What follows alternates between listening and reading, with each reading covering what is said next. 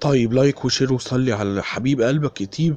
وضربة موجعة مؤلمة وجهها الاتحاد الأفريقي لكرة القدم لبي إن سبورتس الرياضية، وهو فسخ العقد معاهم. فهي ضربة موجعة مؤلمة. طب حد هيسألني من جمهوري، العقد مستمر مع بين سبورت لغاية سنة كام؟ لغاية سنة 2029 العقد مستمر معاهم.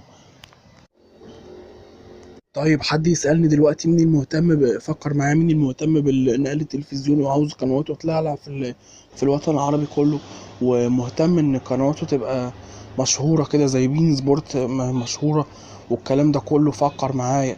اقول لك انا SSC الرياضية السعودية.